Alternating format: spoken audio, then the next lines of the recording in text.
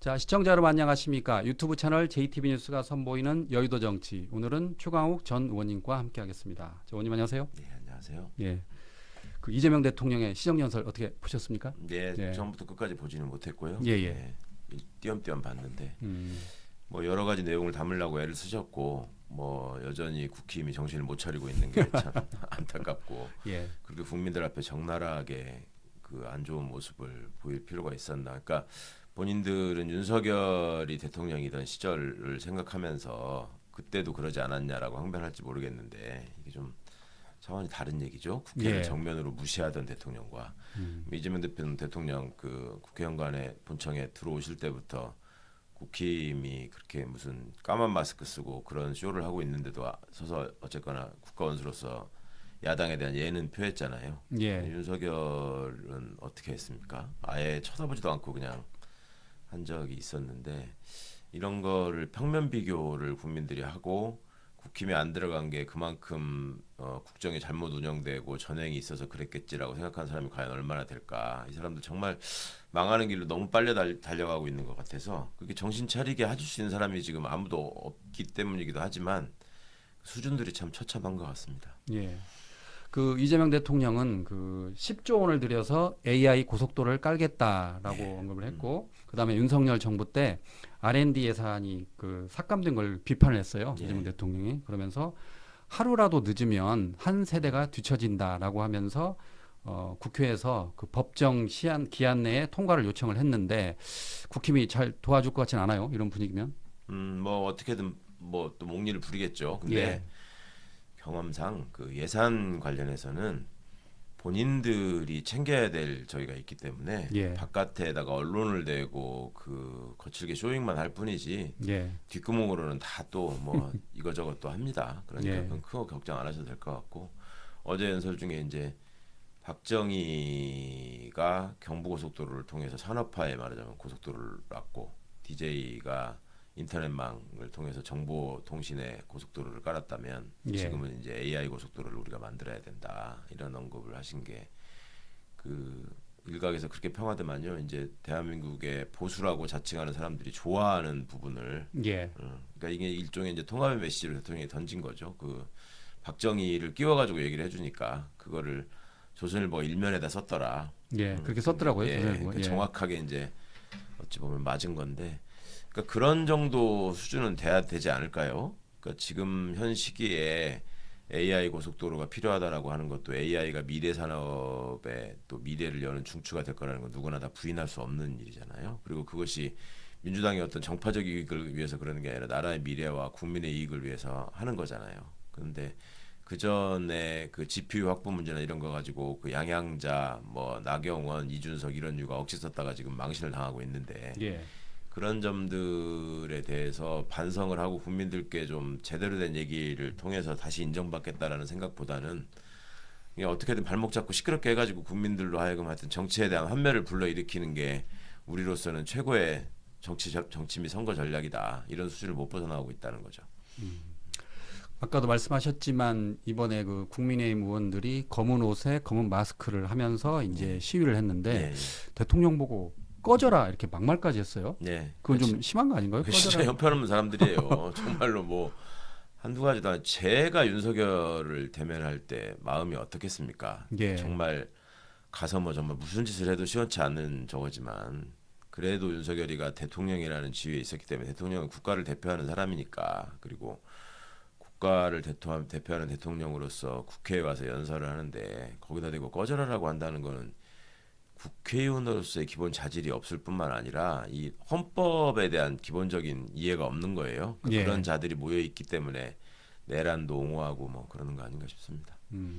잘 아시겠지만 이제 발단은 추경호 전 원내대표에서 시작된 거잖아요. 네, 네. 내란 특검이 네. 이제 그 구속영장을 청구를 하니까 시정연설에 불참을 했고 네. 이어서 이제 의원총회를 했다고 합니다. 네. 그런데 이제 그 장동혁 대표가 이제 전쟁이다. 예. 그리고 또 맨날 이번이 전쟁이라고 그래. 그러네요.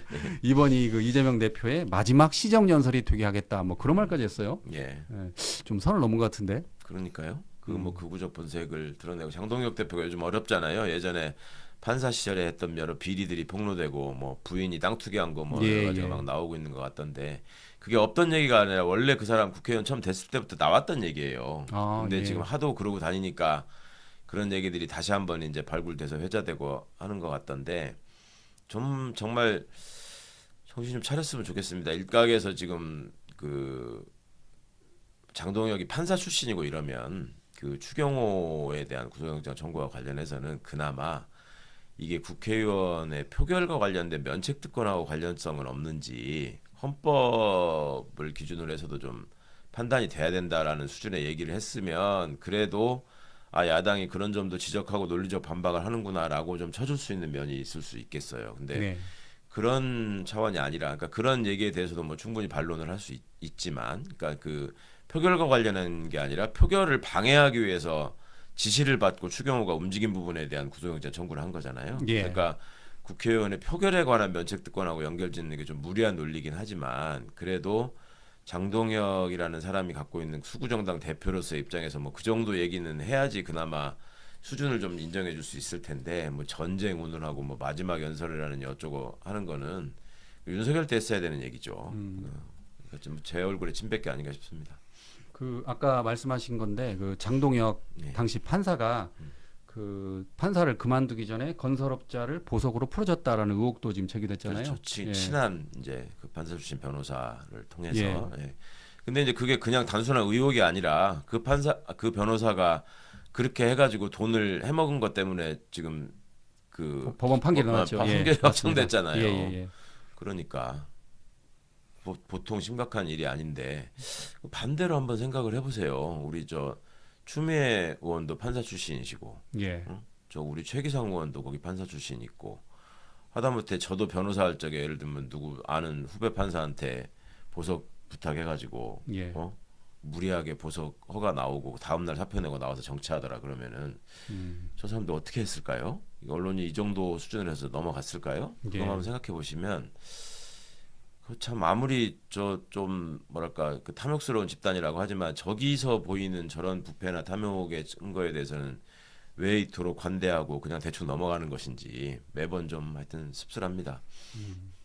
그와 관련해서는 뭐 민주당에서 좀 추후에도 문제를 삼을 것 같은데 장동혁 대표가 뭐 수사를 받거나 그럴 가능성은 없는 건가요? 받아야죠. 아, 예. 네. 그건 뭐 누구든 시민단체에서 그 부분에 대해서 또 저기 고발도 한 걸로 알고 있는데 예. 그거는 밝혀져야 될 일이고 부인 땅 투기 문제도 그렇고 본인이 또 무슨 집을 8채 실거주한다는 사람 아니에요. 예. 네, 그러면은 몸이 8개인지 다리가 8개인지 이런 것도 확인을 해봐야 될 것 같고.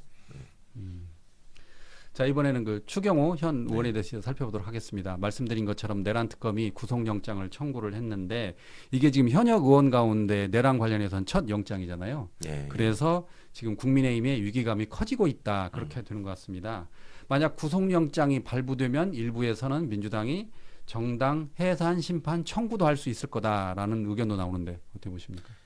도둑이 재발저린단 말이 있잖아요. 네. 그 저쪽 주장처럼 실제로 야당 탄압과 말살을 위해서 법치주의를 파괴하기 위해서 이렇게 하는 거라면 국민들이 아시겠죠.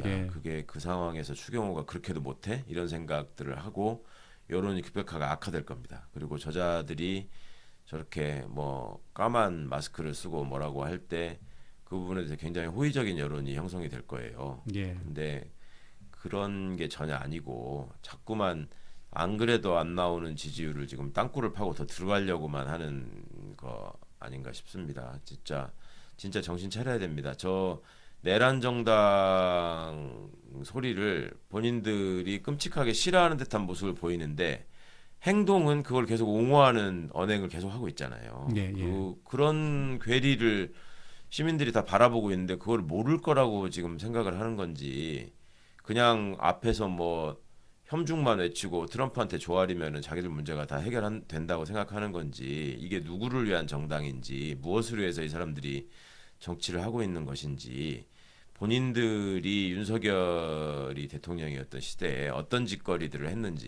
이런 것들을 좀 다시 한번 생각해보고 국민들이 그걸 잊지 않았다라는 거를 좀 명심했으면 좋겠습니다. 예, 그렇군요. 그 추경호 의원은 그 혐의가 지금 내란 중요 임무 종사 혐의입니다. 예. 잘 아시는 것처럼 계엄 때 윤석열 전 대통령과 공모를 해서 계엄 해제 표결을 방해한 혐의를 받고 있죠. 그래서 의총 장소를 지금 국회와 여의도 당사 한 3번 정도 지금 바꿨다라는 거잖아요.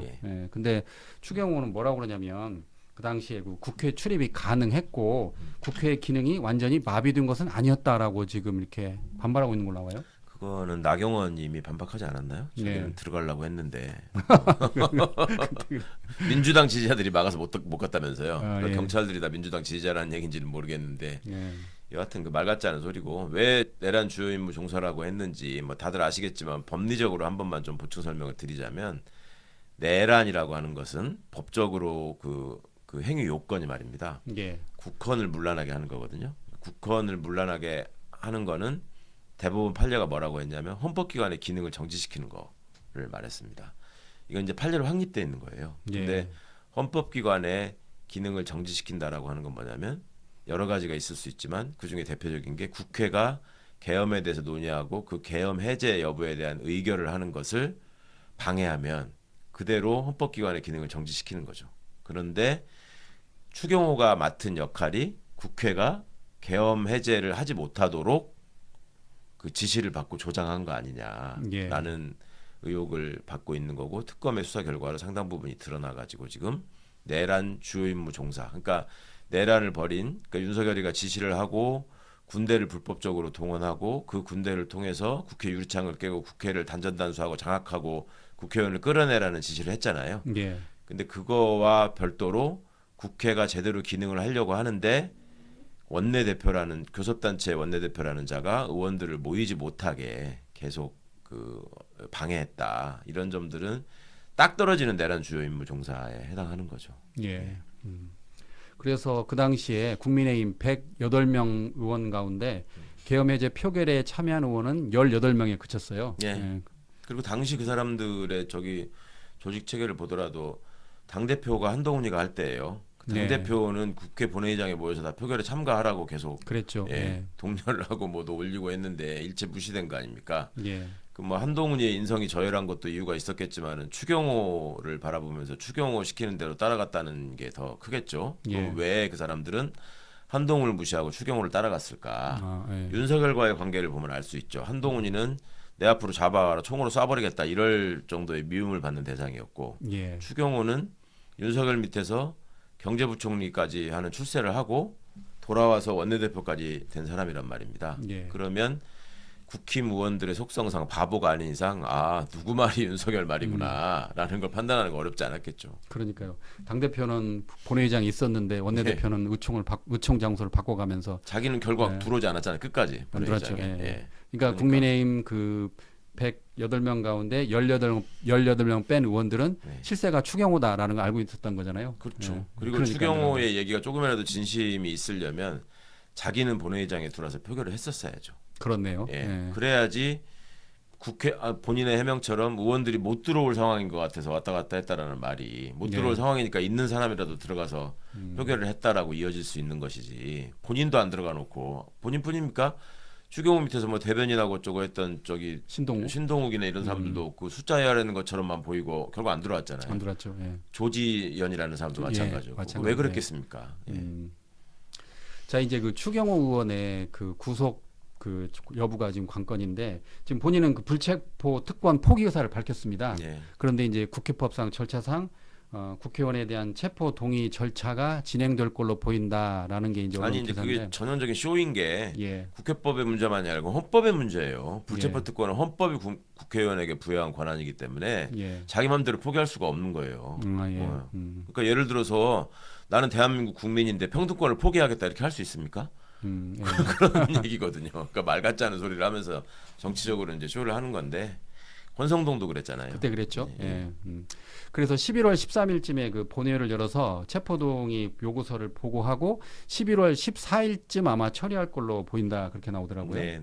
그런데 과반수 출석에 출석 의원 과반수 의결로 되는 거니까 예. 현재 민주당 의원 수가 지금 166 그러니까 166석이니까 민주당 혼자만으로 이제 가결시킬 수 있는 거잖아요. 그러니까 쇼를 하는 거예요. 어차피 예. 가결될 거라고 생각하고 이제 그냥 보셔야 될 거는 그냥 가십 삼아서 권성동처럼 다른 의원 하나도 안 들어오고 추경호 들어가지고 자기 체포동의안에 자기가 가결표 던지는지 그거만 예. 보시면 될 것 같아요. 예, 어차피 추경호 의원은 이제 본인이 이제 민주당이 가결시킬 것으로 보인다. 그러면서 본인이 이제 불체포 특권 포기 의사를 그러니까 밝혔다. 뭐 아니면 도라고 생각하는 거죠. 자기가 구속되면 그걸로 이제 끝나는 거고 예. 엄청난 이제 자기들 말대로 정치적 타격이 있을 거라고 이제 두려운 거죠. 그게. 예. 근데 그럴 가능성이 높잖아요. 그러면 그냥 죽느니 쇼라도 하자. 예. 그러면 만에 하나 요행수로 이게 영장의 마정에 나중에 기각된다라고 하면 예. 아 나는 다 포기하고 뭐 떳떳하고 당당하게 갔는데 무리하게 이렇게 해가지고 내가 봐라 기각되는 거 봐라 뭐 이런 식으로 본인이 말하자면 그 정치적 주도권을 갖고 부활할 수 있는 여지 뭐 이런 거를 이제 생각하는 거죠. 권성동 수법입니다. 예. 근데 이제 그게 통할지는 그리고 이제 영장 전담 판사들이 지금 자기 편들이라고 생각하니까 기존에 예. 지금 몇 가지 사례가 있었잖아요. 그러니까 이제 저렇게 한번 쇼를 해보는 거죠. 예, 그렇군요. 자, 그 다음에는 그 엔비디아 GPU 26만 장 한국 공급에 대해서 알아보도록 하겠습니다. 조금 전에 말씀하신 것처럼 그 나경원 의원과 양양자 최고위원이 좀 뻘쭘하게 됐어요. 네. 예. 뭐 이준석도 비슷한 얘기 비슷한 했던데. 이야기 했고. 예.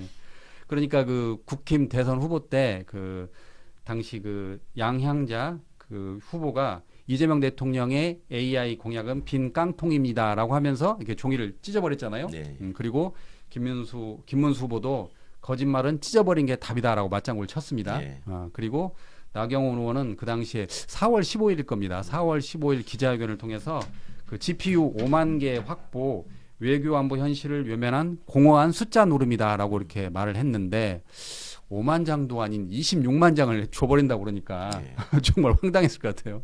어떻게 보십니까? 그 사람들이 뻑하면 미국 가서 조아리고 뭐 초청받은 것도 아닌데 초청받아서 내가 미국의 중요한 사람들이랑 만나고 왔다 뭐 이런 쇼를 많이 했잖아요. 예. 나경원 특히 그런 거 좋아했는데 그 일단은 GPU가 뭔지는 알까? 그 GPU가 왜 필요한 건지는 알고 그게 한 얘기일까? 예. 이거를 좀 되묻고 싶고 그런 국제 정세나 경제 흐름이나 또 세계적인 어떤 그 기술의 상태 또 협력 관계 이런 것들을 전혀 모르니까 그런 얘기를 한 거죠 본인이. 그러니까 본인의 무지함을 자백한 결과가 된 거죠. 그래서 그 더불어민주당 황명선 최고위원은 뭐라고 그랬냐면 비전과 능력이 없으면 그리고 입이라도 무거웠으면 지금 창피할 일은 없었을 것이다. 그러니까 젠슨왕 같은 사람이 너무나 명확하게 얘기를 했잖아요. 예. 나는 한국에 굉장한 신세를 졌고 여기 있는 지금 한국 정부와 기업들이 향후의 AI 시대와 관련해서 또 본인 회사의 사업과 미래와 관련해서 얼마나 중요한 역할을 지금 하는 그 회사들이고 나라인가에 대해서 굉장히 감사함을 표현했지 않습니까? 예.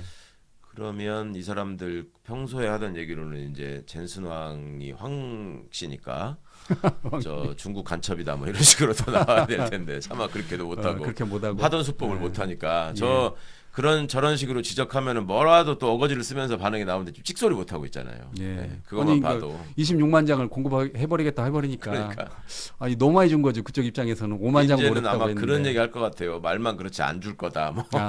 그래서 중간에, 지금 네. 그 양양자 최고위원은 아직 그 26만 장 확보가 아니고 판매된 거 아니지 않느냐 네. 지금 그러고 있습니다. 그러니까 네. 그 둘 중에 하나를 얘기해야죠. 이제 중간에 미국 항공모함이 그거를 중간에 가로채서 못 주게 할 것이다라고 얘기하든지 예. 지난번 백신 때도 똑같은 짓거리 했잖아요.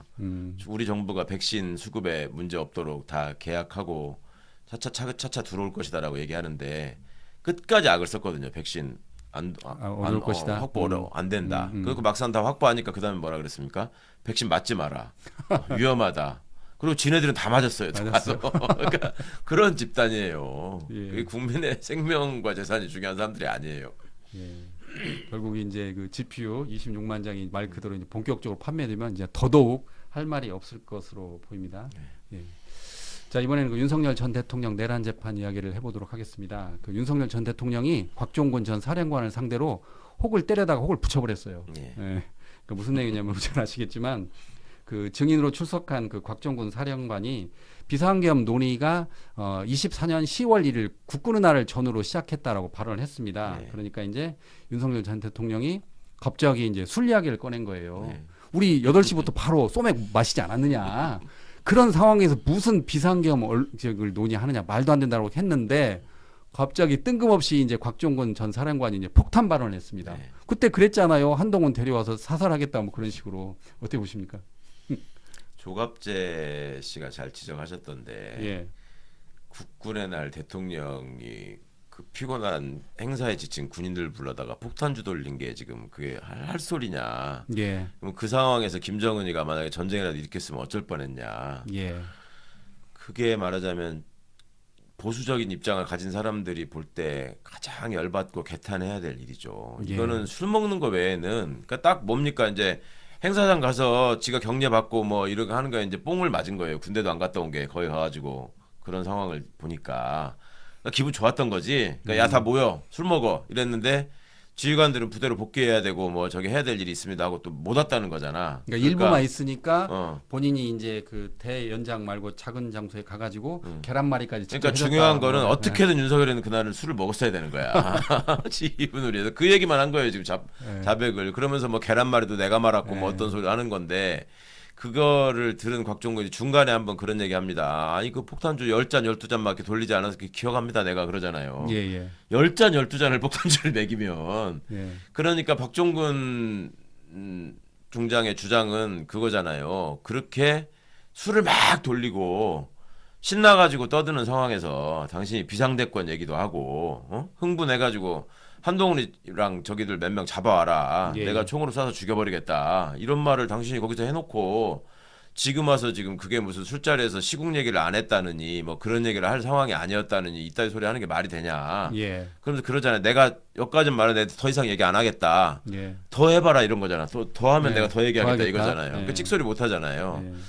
그러니까 이런 모습을 보면서 그 국민적 자괴감이야 뭐 우리는 그 전부터 그랬지만은 윤석열을 찍었던 사람들한테 너무 큰 상처를 주고 있더라고. 예. 그러니까 저 정도인 줄은 몰랐다. 그러니까 윤석열이가 직접 그 법정에서 본인을 변명하겠다고 얘기를 하면 할수록 저자가 얼마나 저급한 잔지가 너무나 드러나고 있죠 지금. 예. 말하는 수준이나 내용이나 그 계속 반복되는 거짓말 이런 것들이 아유 진짜 어쩔 뻔했습니까 정말. 예. 아마 보니까 윤석열 전 대통령도 깜짝 놀랐을 거예요. 근데 그 보셔서 아시겠지만 또 그 이야기 됐어요. 곽종근 대령하고 나오고 그 통한 게 40초밖에 되지 않지 않느냐. 예. 그 40초간의 짧은 시간에 무슨 국회의원을 끌어내리라는 지시를 할 수 있느냐라고 했더니 또 이제 바로 반격이 시작되는데 이제 곽종근 대령 저기 그 사령관이 뭐라고 그랬냐면 문을 부수고 의원을 끌어내려 했다는 말을 정확히 기억하더라고요. 네. 그러면서 그거는 제 머릿속에 박혔습니다라고 말을 해버리니까 네. 이제 할 말이 없어지는 거예요. 추가로 그런 얘기도 했잖아요. 저기 이진우 수방사령관한테도 당신이 다 국회의원 끄집어내라고 하니까 예. 이진우가 조성현 대령한테 일경비단장한테 얘기한 거 아니냐. 예. 뭐 더 이상 뭐 무슨 말이 필요하냐 이런 얘기였는데 그거를 이제 보통 사람들이 뭐랄까 이렇게 수렁 구덩이에 자기가 빠졌다고 생각하고 빠져나가려고 발버둥하는 건 일종의 본능일 수 있는데 그러면 좀 짠한 마음이 들어야 되잖아요. 예. 윤석열이가 저렇게 센 거짓말을 하는 거는 그런 일말의 동정심마저도 지금 없애버린다는 특성이 있는 것 같습니다. 윤석열 전 대통령은 또 그 국회 본회의장에 그 특전사 요원보다 10배 많은 인원이 있었는데 끌어내는 게 가능하냐라고 또 말을 했어요. 질문을 네. 했는데 뭐 꿈쩍도 않더라고요. 곽종근 사령관은. 그러면서 뭐라고 그랬냐면 707 그 능력을 잘 모르고 하는 말이다. 16명 들어가 있는 인원들이 못한 게 아니고 안 한 겁니다라고 또 반말 이렇게 하더라고요. 아, 참 이거. 그거를 대통령을 했다는 자가 그걸 별 3개짜리 군인하고 거기서 지금 그러고 있을 얘기가 아닙니다. 예. 그건 본인이 한 얘기를 부끄럽게 생각하고 좀 가만히 쳐다보고 있어도 모자랄 판에 지금 그냥 군대를 병으로 다녀오신 분들이 볼 때는 특전사령관이라고 하면 대단히 높은 사람이죠. 근데 예. 그건 군대에서 얘기고 정부 전체 조직을 관장하는 입장에서 보면 그 대통령이 맞대면 해가지고 그렇게 같이 뭐 계란 말아서 술 먹고 뭐 그럴 수 있는 레벨의 사람이 아니에요. 아, 쓰리스타가요? 그럼요. 네, 네. 저는 청와대에 있으면서 단 한 번도 아니 나도 그런 사람들하고 겸상하려면은 아니 뭐 저기 그 사람들하고 내가 꼭 만나야 돼 뭐 이런 거였는데 네. 대통령이 무슨 그러니까 일반 사병에서 쓰리스타는 정말 어마어마한 존재인데 대통령 입장에서는 뭐 그닥.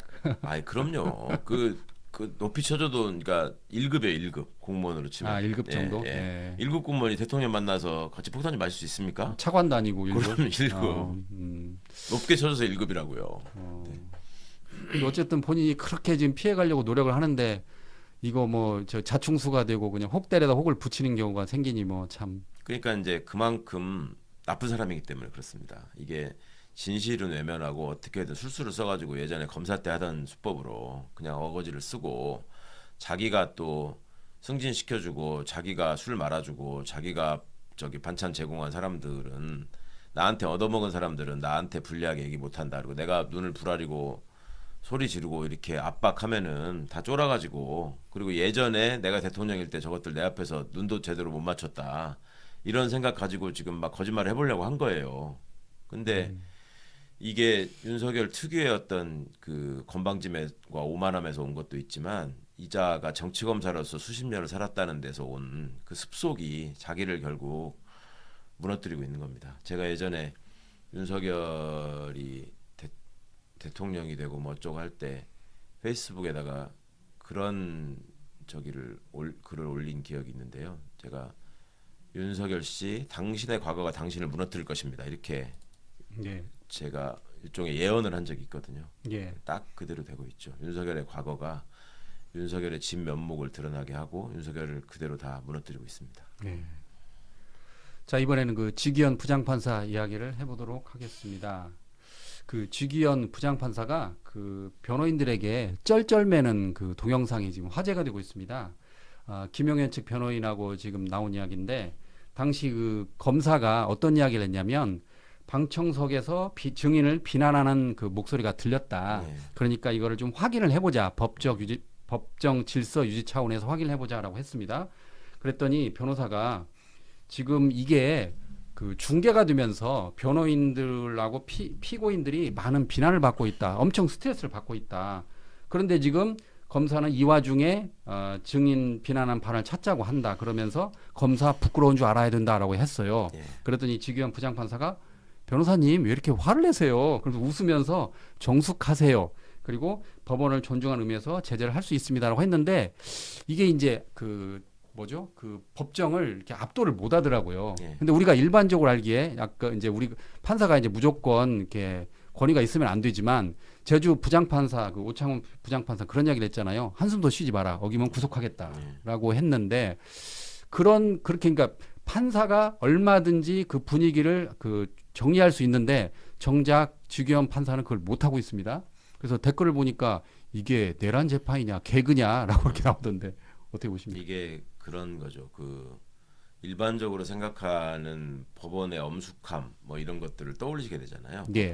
법정에서 뭔가 좀 정숙하고 위험 있게 모두가 다 조심해서 자제해서 말하고 조금 더 절제된 발언들을 통해서 서로의 주장을 정리하고 이런 공간을 법정이라고 많이들 이제 상식적으로 생각을 하십니다. 예. 근데 지금 내란 재판을 보면 그거를 이제 완전히 망가뜨리는 사람들이 보이죠. 그게 이제 변호인들이 준동을 하는 면도 있고, 예. 그 다음에 지규현 재판부회 같은 경우는 지금 다른 사람들 한덕수 재판 받는거나 저 다른 피고인들 그 재판 받는 광경에서 맡은 그 김건희 재판이나 이런 재판장들의 모습을 보시면 되게 뭐랄까 좀 차분하고 재미없어 보이잖아요. 예. 그냥 할 말만 하고 필요한 부분들 얼마만큼 짚어내서 물어보느냐 이런 것들을 보게 되는데 이 우리 지규현 판사라는 사람은 그 개인적인 특징이 이렇게 주목받기를 좋아하고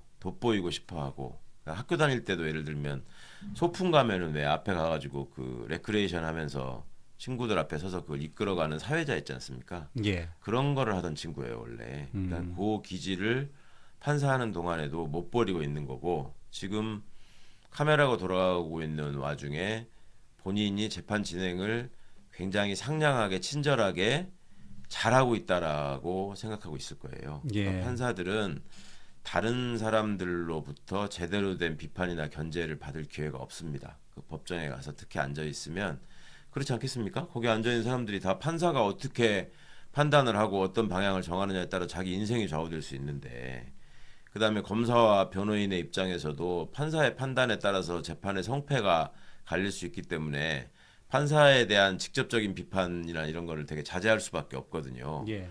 그러니까 잘못된 어떤 생각을 갖는 판사 중에는 본인이 왕이다라고 생각하는 경우가 생깁니다. 예. 그게 드물지가 않아요. 그러니까 대표적으로 보시는 게 조이대가 이런 여러 가지 이상한 일을 저지르고 많은 의혹이 제기되는데도 불구하고 나는 말을 안 하겠다 이렇게 나오는 겁니다. 예. 그러니까 이제 그런 차원에서 볼썽사나운 모습인 건 맞고, 저도 그 지규현 부장의 언행을 보면 그래 뭐 그 건방 떨면서 그 저기 당사자 협박하고 이러는 부장보다는 나은데 저렇게 일종의 좀 까부는 것처럼 보이잖아요. 맞아요. 앉아가지고 예. 딱 까분다는 표현이 맞거든요. 거기서 아유 왜 그러세요 또 막 아유 시간 없는데 뭐 이러면서 점심 좀 배도 고픈데 꼭 이제 뭐 점심 먹을 때 이러시는 거군요. 막 예, 그런 얘기 하더라고요. 예. 그러니까 그러면서 이제 실실 웃고 그러니까 그런 채신머리 없는 저것도 문제지만 그 재판부라고 부르잖아요. 그 직원 혼자 재판하는 게 아니거든요. 예. 그 옆에 판사들도 동등한 위상을 갖고 있는 판사들이에요. 재판을 하면서 저기 부장이 50%고 나머지가 25%씩 갖고 재판하는 게 아니라 재판을 하는 거에 헌법과 법률이 허락한 범위는 3분의 1씩이에요. 예. 그냥 재판장으로서 진행을 맡고 있을 뿐이지. 그러면 옆에 있는 판사들도 그거를 돌아가서라도 제지를 해야 됩니다. 아, 예. 부장님 그거 좀 보기 안 좋다. 그러지 마시라. 이렇게 해야 되는 거예요. 근데 법원이 그럴 수 있는 분위기가 아닌 거죠. 예. 그러니까 그 어떤 엄숙주의 같은 걸 내세우면서 스스로들 사이에서는 굉장한 권위주의가 지배하는 집단이거든요. 그게 서열을 중시하고, 그러니까 방송을 하시는 분들이 예를 들어서 통상의 앵커가 보여야 되는 그런 어떤 정제된 모습이 아니라 메인 뉴스를 진행하는 앵커가 거기서 그렇게 지규현식으로 까불었다고 해보십시오. 그러면 그 방송 중에도 마찬가지겠지만 끝나고 나서 그 회사 사람들이 가만히 있겠습니까? 예. 예. 보도국은 보도국대로 또 스태프들은 스태프들대로 아니 그렇게 하면 안 된다라는 얘기를 모니터링을 통해서 얘기를 할 거 아니에요. 예. 예. 법원은 그런 구조가 아니라는 거를 지금 보여주는 겁니다. 아, 예. 그러니까 이렇게 지 맘대로 하는 거예요. 그 말도 안 되는 결정을 해놓고 법리적으로는 뭐 그럴 수도 있는 거 아니냐 이러고 있는 이유가 거기서 다 비롯된 거고, 그러니까 유시민 작가님이 그런 말씀하셨잖아요. 지금 입법부, 행정부, 사법부를 얘기하는데 입법부, 행정부는 누가 보더라도 민주적으로 구성되고 그러니까 투표에서 선출되잖아요. 그래서 구성하잖아요. 그리고 계속 감시와 견제를 받는다. 근데 사법부는 사법부라는 이름으로 민주적으로 선출된 적도 없고 그 안에서 민주적 원리가 작동하지도 않는다. 예. 그리고 사법부라는 전체 조직의 입장이 있는 게 아니라 각 판사마다의 입장이 있고 그 개인적인 일탈이나 어떤 남용을 견제할 장치가 없다. 예. 이게 지금 사법개혁의 핵심이 돼야 되는 거거든요. 이제 그런 현장들을 여러 재판들이 이렇게 중계 방송이 되면서 국민들이 보고 계시는 거죠. 그러니까 그동안에 이 사람들이 법정이라는 갇힌 공간에서 얼마나 자기 멋대로 지들 맘대로 살았는가, 얼마나 그 재판의 당사자들을 그 하찮게 대해왔는가, 이런 것들을 이번에 간접 경험을 하시게 되는 겁니다. 그러니까 그냥 이거를 그냥 웃어넘기거나 뭐 비난하거나 이런 걸로 그치지 마시고 그냥 예. 이래서 사법개혁을 해야 되는 거구나. 이래서 재판을 공개해야 되고 국민들이 참여해서 낱낱이 다 보고 알 수 있게 해야 되는 거구나. 국회에도 보십시오. 다 국회 생중계 하잖아요. 예. 재판은 생중계 안 하잖아요, 지금. 왜 그렇습니까? 그게 무슨 피고인의 뭐 인권을 위해서 어쩌고 한다고 하는데 국회에서는 그럼 인권과 관련된 얘기 하나도 없나요? 그만큼 필요 없는 불필요한 어떤 권위를 앞세우고 있는 거예요, 지금. 그러니까 판결문도 제대로 다 공개를 안 하고, 그죠? 재판 진행 과정은 국민들이 지금 보면서 신기해하고, 뭐 판사들이 저 수준이었어? 아니면 야 저렇게 거짓말을 해? 근데도 지금 재판 진행을 저렇게 해? 이런 것들을 보고 계시잖아요. 그러니까 이게 주인된 주권자인 국민의 입장에서 볼 때 국가기관의 일부가 너무나 국민의 생각과 동떨어져서 주권자를 무시하고 움직이고 있었다라는 걸 확실히 이번에 좀 인식하셨으면 좋겠습니다. 그러니까요. 그러니까 저도 댓글을 봤더니 거의 대부분이 뭐 지금 장난하냐 예. 뭐 그런 거예요. 예. 그리고 이제 이게 이제 재판이라는 게 지금 빨리 해야 되잖아요. 내란 예. 재판. 그래서 시간이 돈인데 왜 이렇게 질질 끌고 글쎄 판사가 그 변호인의 그 주장에 대해 질질 끌려다니느냐. 그 이야기 엊그저께 많더라고요. 고등법원에 좀 고위급 판사들을 만나서 식사를 할 기회가 있었는데 그 사람들 이구동성으로 얘기해요. 저거 저렇게 놔두면 직위원이 저거 재판 못 끝낸다. 아, 예, 예. 연말까지 본인이 끝내겠다고 했잖아요. 근데 저런 식으로 하면 저거 못 끝낸다. 예. 법을 바꿔서라도 저걸 뭘 신속하게 하든지 해야지. 저렇게 해서 시간 가면 윤석열이 또 풀려 나온다. 구속기간 6개월 만료됐다고 하면서 예. 그런 거는 막아야 되지 않느냐라는 법원 구성원들이 걱정을 할 정도예요 지금.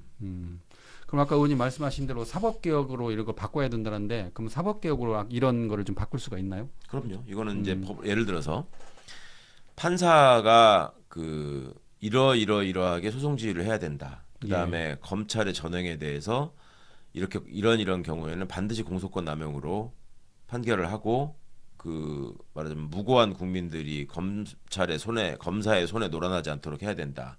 이런 규정도 얼마든지 만들 수 있거든요. 그리고 그냥 보시기에 윤석열 같은 경우에는 지금 변호인들이 쭉 앉아 있잖아요, 여러 사람이. 예. 근데 보통의 사건에서 예를 들어 이화영 부지사 같은 경우 보십시오.